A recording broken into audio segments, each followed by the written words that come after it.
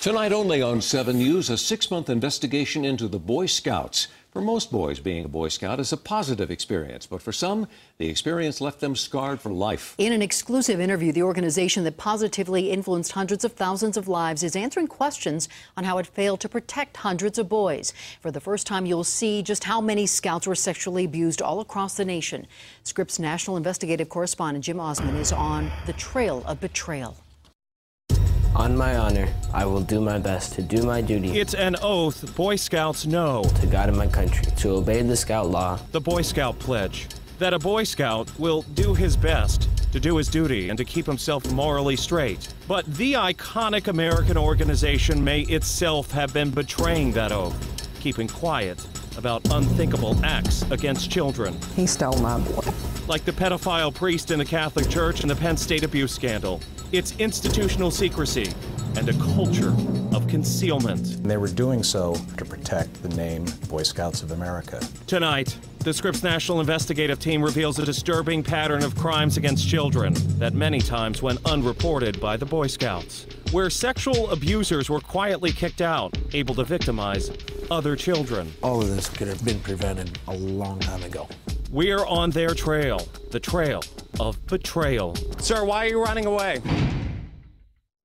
You think your kids are safe. Veronica Aiken's son Chance joined the Boy Scouts in Amarillo, Texas, but what happened next stunned her. We didn't know anything until actually the police came knocking on my door. The police told her this man, Scout leader Melvin Estes, had sexually assaulted her son at scouting events along with 3 other boys in 1988. Estes was later convicted of his crimes. It's still painful. I don't know that it ever really goes away. Veronica Aikens is just one of thousands of voices telling painful stories about molesters in the Boy Scouts.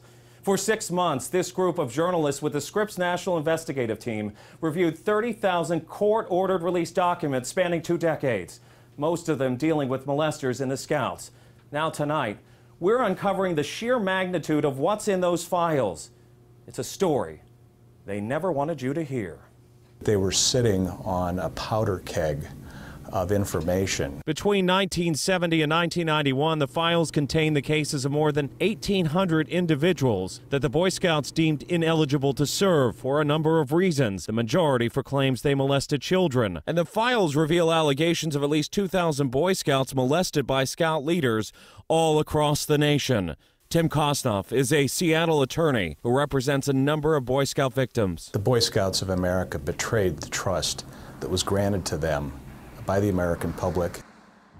I'm a 14-year-old Boy Scout. Our Scoutmaster has had to leave our troop for molesting 2 of our younger Scouts. In 1987, 14-year-old Adam Schertzel wrote this letter to the scouting magazine Boy's Life.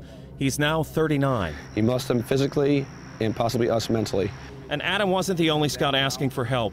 In 1976, 2 St. Louis Scouts wrote to the Scout Committee chairman, complaining that they were being molested by their Scoutmaster. The chairman writes back, quote, "Can't do anything about it." In cases where Scout officials were first informed of sexual abuse, our investigation reveals the Boy Scouts failed to report it to authorities 72% of the time. In 1983, Boy Scout officials were told by parents that this man, Paul Kofoot, allegedly sexually molested their 11-year-old boy at an Evanston, Illinois camp.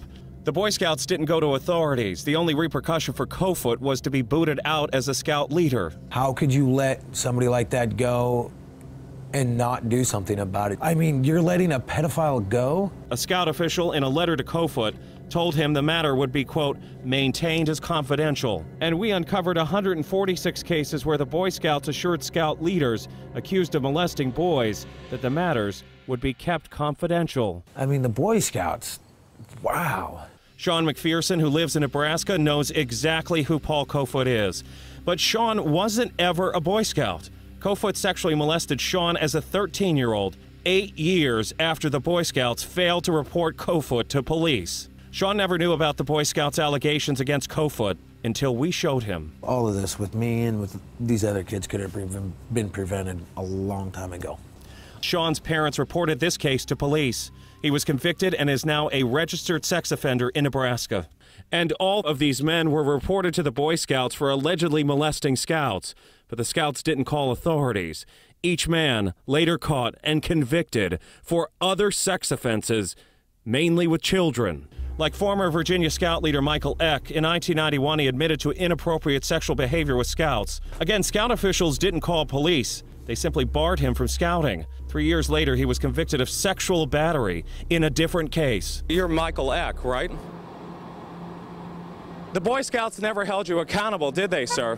His case and the others raise serious questions for the Boy Scouts of America. There wasn't a culture of secrecy in those files? You mean a culture of secrecy in protecting bad people? No. Boy Scouts of America President Wayne Perry believes overall the confidential file system has worked. It protected a lot of kids.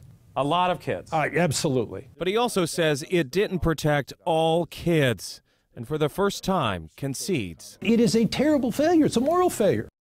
The Boy Scouts released a report last month from a paid contractor that looked into those confidential files. The report concludes the Boy Scouts prevented at least 175 suspected abusers from becoming Boy Scout leaders. Now, tomorrow night, we're looking into systematic failures that allowed some offenders to move from troop to troop. I'm Scripps National Investigative Correspondent Jim Osman in Washington. And you can see that tomorrow here on 7 News at 10. The Trail of Betrayal is a Scripps National investigation on air, online, and in print. And we continue our coverage on thedenverchannel.com, and you will find in-depth coverage that includes the breakdown of reported Scout abuse by state.